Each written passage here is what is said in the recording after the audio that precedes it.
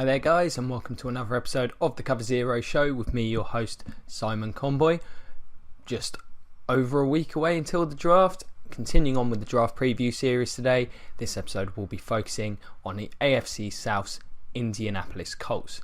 So for those of you who haven't watched an episode of my draft previews before, what I'll be doing is going through the team's major needs heading into the draft, free agency essentially having wrapped up at this point, and going through their first round mock pick and then second and third round picks, discussing what players will likely be available and could be considered at those spots in order to address those team needs. So the Colts, I've been on record and I stand by that as saying this roster is as talent deprived as any in the league. It really is in that sort of lower tier, and fortunately for them they've got Andrew Luck, who's managed to drag them to some 8-win seasons over the last couple of seasons. Now I do like the off-season that they've had so far. I think it's a lot of positive moves, and they've reshaped the defence to... It's still, I think, a poor unit, but I think they're heading in the right direction. So I do think there are quite a lot of major needs. In terms of the three main ones I've got going into the draft, I've got the running back spot. Of course, can't keep relying on Frank Gore. There's not much behind him. I feel they could really do with bringing in a young, talented runner to give Andrew Luck some help out the backfield. This is a good draft for them to do that in. I've also got them down to needing in linebackers, whether it's an impact middle backer, which I think they could certainly do with, or an edge rusher. Robert Mathis is gone now. They look very thin at that spot. Need to find somebody to get after the passer, some players to command the middle of that defence, and also the safety position. Mike Adams left this off-season. They look very poor on the back end. I mean, you could extend it to corner as well, really. A lot of needs all across this roster. In terms of the first round, I've currently got the Colts selecting linebacker Zach Cunningham. Now, this is just a player I really, really like on tape, and I think somebody is going to take him a lot higher than people think. I think he's got a lot of versatility. I think if they're drafting him at this point, I think they see him as someone who would be able to contribute as an edge rusher, but I think he's got potentially a very good all-round game.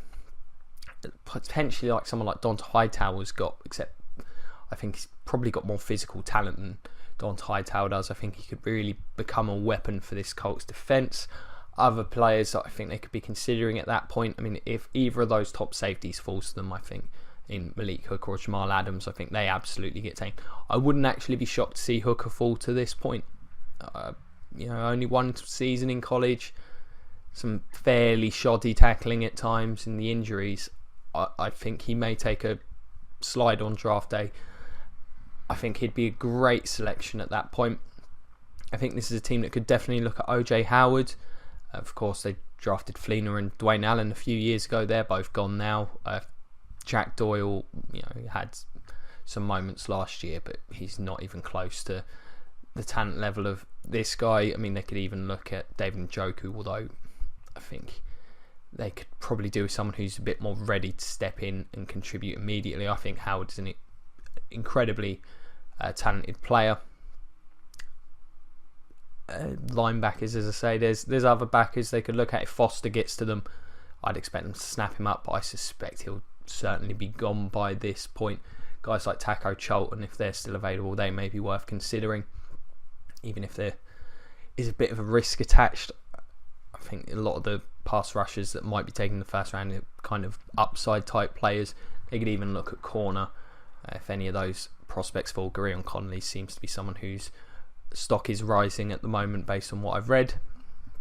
So a lot of ways this team can go.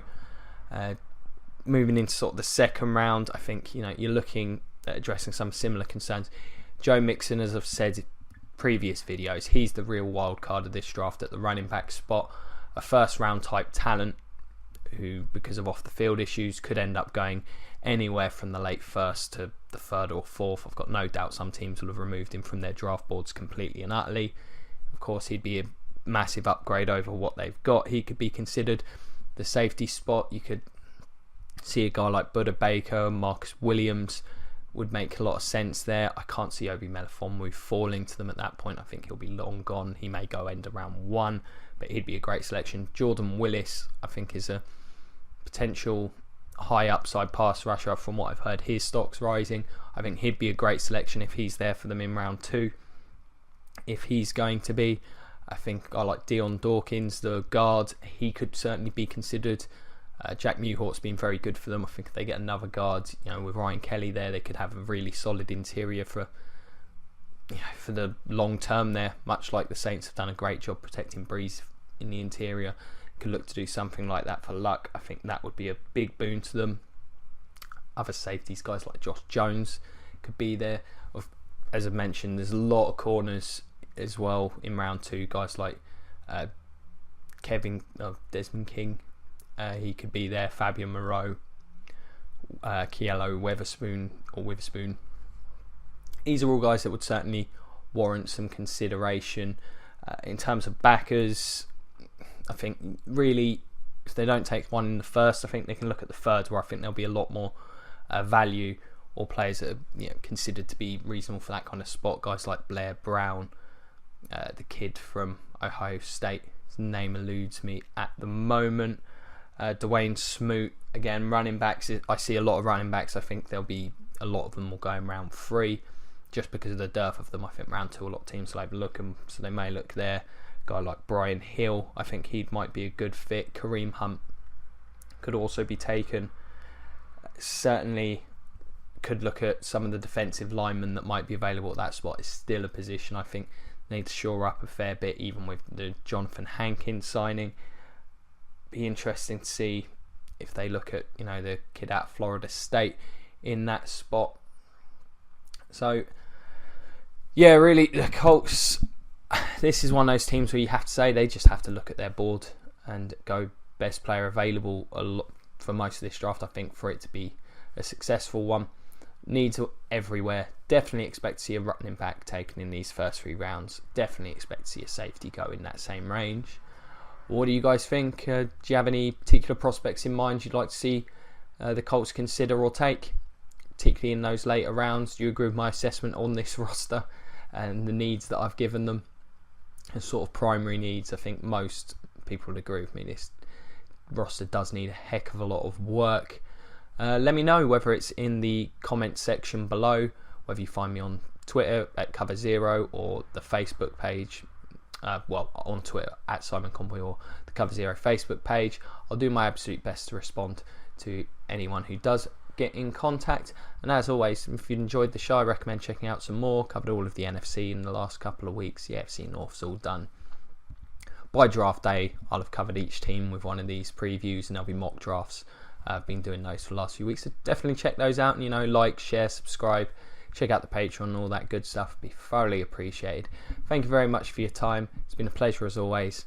And go Bucks.